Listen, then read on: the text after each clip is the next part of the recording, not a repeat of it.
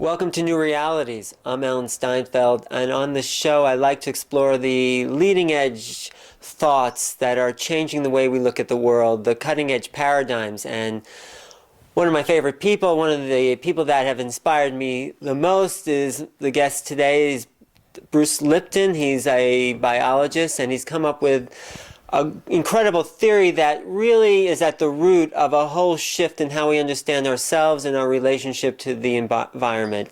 And it goes against all the accepted theories of what we've learned in high school and college biology, and he creates a new paradigm of how we can live in the world and who we really are as biological spiritual beings. And his work has incredible implications. So, Bruce, thanks for being here. Thanks, Alan.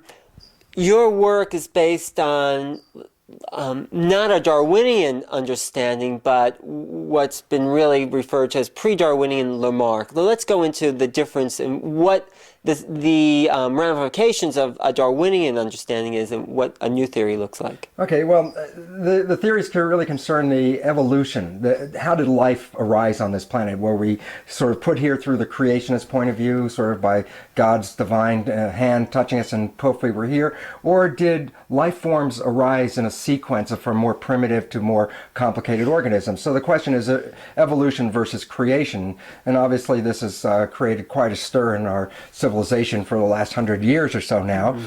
But what we have to look at is that we have focused in the scientific world on the theories of evolution as proposed by Charles Darwin. And I would really like to clear that up because there are two understandings here. One is, did evolution occur? Fact one, did evolution occur as a process? And fact two, if it did, what is the mechanism by which the evolution process occurred? Well, let's go to the first part. Did evolution occur? This is not Charles Darwin's theory at all. The first scientific theory of evolution was formulated by Jean-Baptiste de Lamarck around 1800, actually in 1809, in France, when it was first published as a scientific treatise, okay?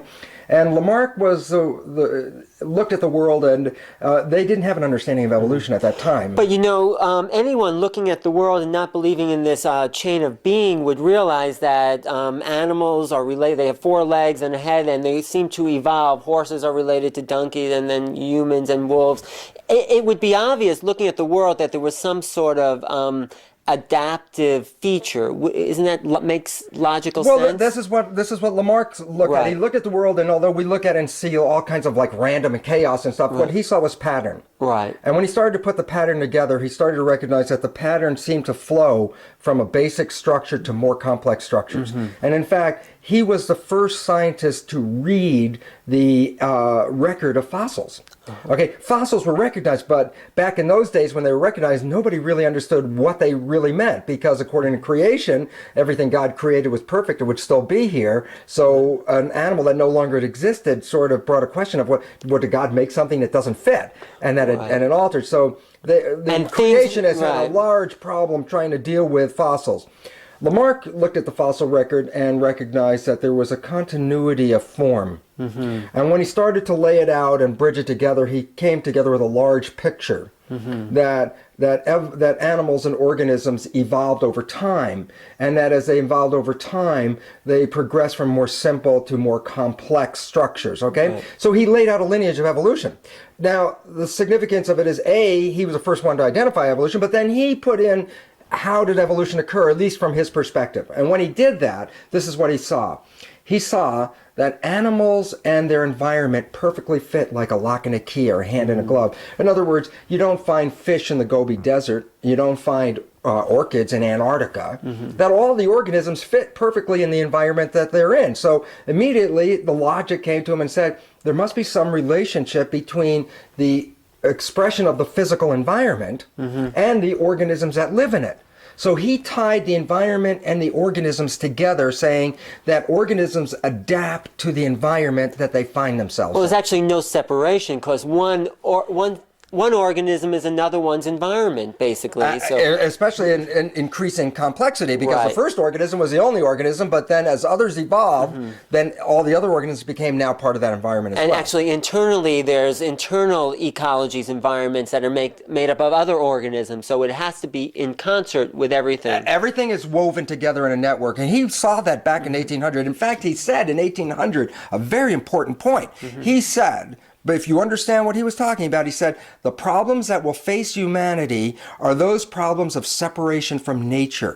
He said that as humans separate themselves further and further from the environment and nature, it will result in disruption of human civilization. Because he said that the reason why everything existed because of the community. Right. By us stepping out of the community, we are breaking the issue. So Okay? Darwin saw this, but he didn't look at that. He just looked at the continuity of form. He didn't understand that other part. No. What happened was, it's interesting because when Lamarck came up with this, this was back at the time of the French Revolution. Right. They threw the king out, but they also threw the church out. And the church was repressive because any idea that challenged creationism, the church beat that challenge to a pulp. Right. Well, the church wasn't in control. Science had a free hand to look at things. That's why Lamarck had this great opportunity to see something that was outside of the bounds of religious science. Right. Well, that was really great, except after he came up with the theories, Napoleon screwed up, the church and the king came back, and the church crushed Right. Lamarck. In the vision that I perceive that most people see, like Right. Charles Darwin, is he's floating around on the Beagle out in the archipelago out there, and all of a sudden he comes up and he says, hey, what a neat idea. Right. Animals evolve. And all of a sudden everybody says Darwin's theory of evolution. The fact was, no. When Darwin went on his voyage, he had a book, The Principles of Geology, Right. which was the first scientific biology or geology book that explained that the Earth had a history and its own evolution. Did he know Lamarck? Did he read of Lamarck's work? That's what I was saying. In this book by Charles Lyell, who was very famous, Lyell put 4 chapters on evolution. By reading Lamarck, Lyell got carried away because Lyell was looking at the evolution of the planet. This was years after Lamarck. Right. And then found out, well, Lamarck had already looked at that in relation to the animals and said, my God, the planet evolves, the animals evolve. So he dedicated 4 chapters. So while Darwin is out there in this archipelago, he's already been ingrained or briefed in depth about the theory of evolution through Lamarck. When Yes. Darwin comes in, Darwin says this. He says, okay, wait.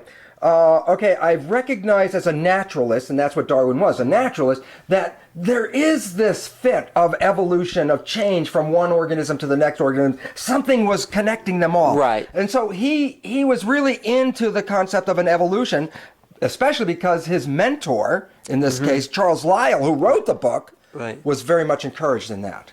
And so the point about it is that what's going to happen is this, is that now we look at Charles Darwin and we think, oh, he just came up with this idea out of his head and he wrote a whole theory. And it's like, no, he actually took Lamarck's ideas and made that the foundation of his theory. Right. Now here's the other sneaky part. Yeah. At the same time that Darwin was doing this, there was a man, another naturalist, Alfred Russel Wallace, Right. who was working in a Malaysian archipelago, and he came up with the theories of evolution and the mechanism, Right. and wrote a paper on it and sent it to Charles Darwin before Darwin had written his. And there's Darwin receiving a complete manuscript on a theory of evolution before he even wrote his. Right. And then what he did is he Yeah. plagiarized, and he took Alfred Russel Wallace's theory and Lamarck's theory, wove them together to create the so-called Darwinian theory. Yes, but he didn't include. Talked about the survival of the fittest, and in Lamarck's, he's not saying the survival Right, of the because fittest. survival He of the distorted fittest it. was an extension from the work of Alfred Russel Wallace. Oh, I see. Okay? But- so it's basically, really what it is it's a combination of 2 theories. It's the most accurate interpretation. But science threw out Lamarck. Right. Because Lamarck's emphasis was that a parent could pass genetic alterations off that it acquired in its life to its own child. Right, and that was against the scientific revolution that there was No continuity between the germ cell and the adult. and also that there was an anti kind of spiritual universe that we became Because what they living did in. is they Right. they plagiarized Lamarck's work, which is true, but they misinterpreted his work to their side. They specifically distorted the words of Lamarck to make him look bad. They said this about Lamarck. They said Lamarck said evolution occurred because organisms had a thought to evolve. That, you know, that cartoon like with a fish at the edge of the pond looking out and daydreaming, if I only had legs I could walk out there. That would be a cartoon picture of what they tried to say Lamarck said. Right. But Lamarck never said that. Oh, he didn't. No, Lamarck never said that. Lamarck said an organism will adapt out of a necessity to adapt. Meaning, put an organism in a stressful environment, it either adapts or it dies. So, and Darwin was saying it adapts through a chance mutation, not through intention. Not through a relationship with the environment. That was the difference. He separates mutations from the environment. In conventional biology, at this very moment, the traditional thought is that mutations are quote unquote random. What does that mean? It says, I can induce a mutation on purpose. That means I can take UV light or a chemical mutagen and create the mutation, but the consequence of the mutation is not controllable. Right. So the outcome of any mutation is a random event. So now they're saying it is controllable and it's through our connection to the environment. Now the newest science is, and the problem with here's what the problem is. It's new science, but it so conflicts with traditional, conventional points of view that the mass of biologists sort of refuse to bring in this new science because bringing in the new science dismembers the old science. Right. So going back to Darwin, it fit the picture of the Descartes Newtonian world of the biology being machine. There's even something even more critical about why Darwin's theory fit. Why? Because in science, science takes the beliefs of the day and shapes them into their scientific theories. Okay? So you then go back and say, what was the belief of the day when Charles Darwin was writing his theory? So we go back to that time period, and here's what we find. Charles Darwin was an upper-class person in Victorian England. And what does that mean? Well, Victorian England had a very discrete understanding about the people in the universe. It said there were the upper class, who were worth everything, and the lower class, the common people, who couldn't even talk to the upper class and look them in the eye. Okay? So right away, the belief of society is that there's an upper class which is worth everything, and a lower class which is not worth very much. They're the feeder layer, so to speak. Okay? So when evolving the theory of evolution, the survival of the fittest meant that the fittest, that's the superlative of fit, the upper class is worth the evolution. Anything less than the fittest is fodder. See, so basically, in designing theory of evolution, he incorporated the social status of the day, which is an upper class is allowed to be an upper class because they represent a superior gene. So taking this theory of the survival of the fittest, which we've adapted into our culture, what were the ramifications of that, and what does a new theory imply? Okay, well, the survival of the fittest, it says very simply this. Let's go back to the rules before Charles Darwin. Okay. The world was essentially running according to the rules of the church. So we live by the laws of morality. But let me point out, in the church, even in the Bible, there was a form of evolution. You know, the sun was created in the first, the stars, and then the fish, and then anyway, that's just my theory that the Bible actually includes evolution. But the Bible included that. Yes. But it also included how people should communicate and love each other and work as a community. So we live by laws of morality. After Charles Darwin, we got rid of the laws of morality because we got the laws of the jungle. The law of the jungle is the biggest, baddest guy on the block is the winner. Survival of the fittest. This goes right into capitalism, doesn't it? See, and it threw out morality as not relevant to evolution. What was relevant was who is the strongest. And so all of a sudden we focused on looking at the individual with the strongest and took away our view from Lamarck. Remember what Lamarck said? He said evolution was the integration of the community. Well, we no longer look at the relevance of the individual to the community. We look at the relevance of the individual to its own genes. Is this organism got the superior genes or not? Not talking about how it fits. So we kind of separate ourselves from the environment in the Darwinian, Absolutely. which is what we've done today. This is why we have problems. And Lamarck, and this is what Lamarck said. He said, if you do this, you will end up with this problem. I see. And so, interestingly enough, the new biology is now coming in with information that says mutations are not necessarily random. How could they be? Because actually mutations, if they are mutations, aren't they the weaker organism in the system? If you look at things that mutate arbitrarily, like... A random mutation, Yeah. Because we can do random mutations Right. because we have laboratories that we do genetic research in. Right. A random mutation, mathematically, is, if I give an approximation, it would be like 99.9999999% of mutations Right. are negative. Because the system evolved over billions of years. It took billions of years to make this intricate machinery. You throw a glitch into the machinery, the likelihood of improving the machinery with a random glitch Right. is not a real. But this is the feasible basis of Darwinian But theory. that's what, you see, Darwinian right. theory said, yeah, I know it's very improbable, that's what they say. Right. But they say, but look, it's been millions and millions of years, so Exactly. probability over millions of years balances out and makes sense. And the fact is, that's not true either. Right. Because it's just as probable the whole thing could have died at any one moment than to Right. succeed at any one moment. So this is the point where we are in our own history. We're about to convert to a new belief that it's not the survival of the fittest. Absolutely. It's Lamarckian's understanding we exist within an ecology. This is, and it stems from a very seminal research paper in 1988 by a man called John Cairns, Cairns, John Cairns, who's a British geneticist. He was doing research at the time at Harvard University on bacteria. And he had bacteria with a defect in an enzyme. The enzyme is called lactase, which is an enzyme that breaks down the sugar called lactose. So in other words, if fed lactose, these bacteria couldn't use it because the enzyme wouldn't work. So then what he did is said, well, what if I take the bacteria and put them on a petri dish where the only nutrients are lactose? By logic, it would say, well, these poor bacteria are going to be quite stressed out because they're going to be living in a world where they have nothing to eat because they can't use the lactose. So your anticipation is what's going to ultimately happen is the bacteria will not grow or die on the petri dish. However, when Cairns ran the experiments, there were all kinds of bacteria that started to flourish and grow on this lactose medium. Well, to flourish on lactose meant that it must have changed the gene for the enzyme that was defective. Well, then, of course, the Darwinian point of view is, well, this is all a random process. Except when they looked at the bacteria, they didn't find that the bacteria mutated all their genes in a random fashion and found one that worked.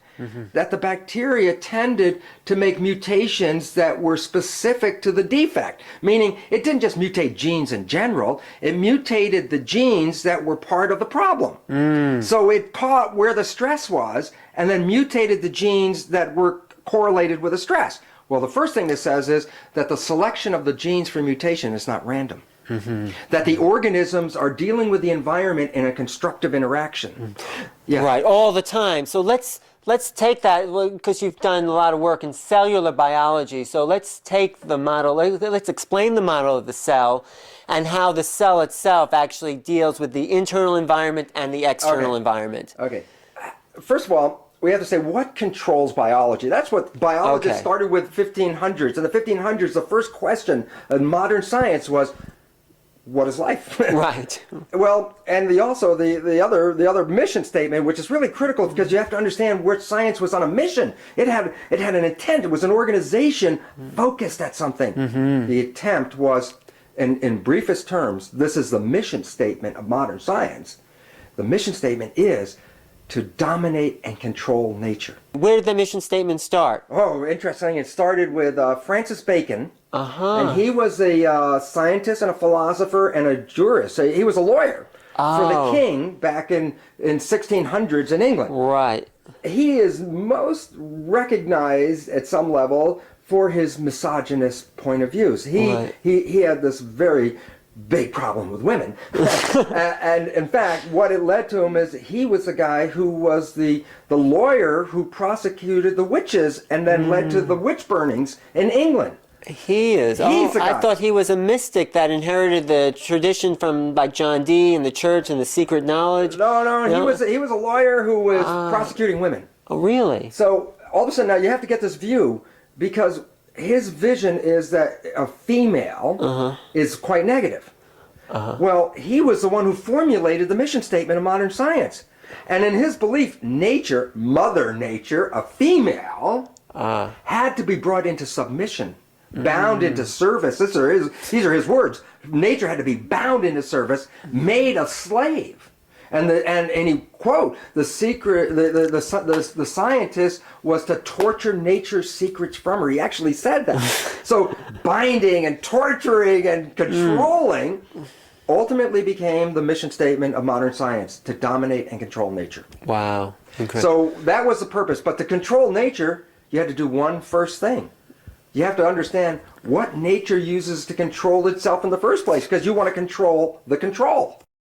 But we don't want to control nature. We want to work in harmony. But let's go. We want to. Yes. Yeah, but science had a mission statement. And they still have that mission. They still want to control nature. Genetic engineering. Right. That is the ultimate understanding. Since now that we found the control, the genes. Okay, yeah, let's go back to the cell. Okay. So ultimately the evolution said, where is the control of the cell localized? What controls the cell? Right. Well, from the work of Darwin and then on, the focus that some hereditary characteristics that were passed from parent to child were carrying the characters from one generation to the next, and that alterations of these hereditary characteristics would lead to alterations and speciation down the line. Right, okay? right. So then science already had a focus. It said, what we need to do is find the hereditary elements. Right. So that was starting with Darwin, going to 1953 when Watson and Crick come up with the discovery of the genetic code. Right. Then all of a sudden everybody said, we got the answers to life. As a matter of fact, when I was a kid, I remember the headlines in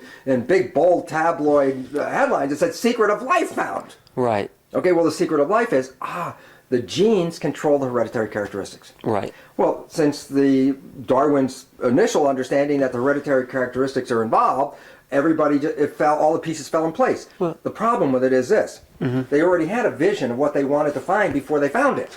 That goes back to Bacon's theory of the scientific method. You can only find what you hypothesize is out there. So that's it, but then it's not scientific anymore, because now you're focusing the results that you want to get. So the scientist is not an independent observer in his own experiments. The scientist is actually leading the experiment to a conclusion.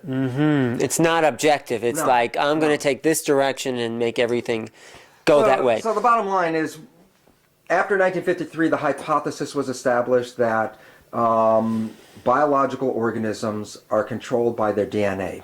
We today have the extension of that is called genetic determinism. It says that who and what you are is predetermined in your genes, which are the molecules of heredity that you receive from your mother and your father collectively, that your fate is predetermined in these hereditary units. And it's all in the nucleus of the cell. Yeah, so all the genes, the control is in the nucleus of the cell. But you're saying the nucleus is just the sex organ. No, it's a reproductive organ. Right, and you say the Western thinking implies that we think from our sex organ. I mean, that was your joke. That's because, we look at the brain, male's brain, what are they leading them, So the point was very simply this, is what we ended up finding out was, if the genes control the biology, that's the belief, that's our conventional belief in genetic determinism, then the genes would be the equivalent of the brain of the cell, because the control would emanate from these genes. Right. Well, here's the thing that just squashes the whole theory. If you take the brain out of any living organism, there's an immediate and necessary consequence of that action. And the answer is, what happens if you remove the brain from a living organism? And the answer is, the organism will immediately die, because the brain is the controlling, integrating apparatus. So you're saying they thought the brain was in the nucleus. Yes. And your understanding. But here's an understanding about science that we do in the laboratory all the time, and it's this. We frequently can take the nucleus out of the cell, a process called enucleation. meaning you can remove the nucleus with all its genes. Well, what you would anticipate if the nucleus was the brain, as soon as you pull the nucleus out, the coordination and behavior of the organism would die, Right. and the cell would essentially die. Okay. But it's not true. The cell can live for 2 or more months without a nucleus in it. Now, when I say live, I don't mean it's just sitting there breathing. I'm talking about it going out, it's eating, it's defecating, it's recognizing toxic things in the environment and running away from them, it's going toward things that it needs. So its behavior is totally integrated. It just can't reproduce. It can't reproduce. It will ultimately die without a nucleus, not because the nucleus was a control factor, it's because the nucleus is needed to replace parts that wear out. If you go back in evolution and look at the earliest cells and understand how they work, you're left with one conclusion. Right. That the brain of the cell is the membrane, which is the equivalent of the skin. If you looked at yourself as a cell, your skin would be the membrane. Okay. Now, you might say, well, how do you make that connection at some level? Well, I can go back in evolution and talk about, in the most primitive organisms, bacteria. The only organized biological structure that the cell has is the membrane. All the rest of it is just disorganized molecular ingredients. Right. It's the organized membrane that gives the intelligence to the system. But I'll give you one It gives more. it life, right? It is the interface of life. The membrane interfaces to environments. You're going to give us one more example. Basically, the other example deals with this, is that in human embryology, Yes. there are things called germ layers. The human embryo has 3 layers of cells. The outer layer is called ectoderm, the middle layer is called mesoderm, and the inner layer is called endoderm. These primitive germ layers give rise to all the organs and tissues of the body. Interestingly enough, the outer layer, the embryo's skin, gives rise only to 2 structures, skin and brain. Oh, really? The nervous system is derived from the skin. So take that back evolutionarily, the skin of the cell is the original nervous system.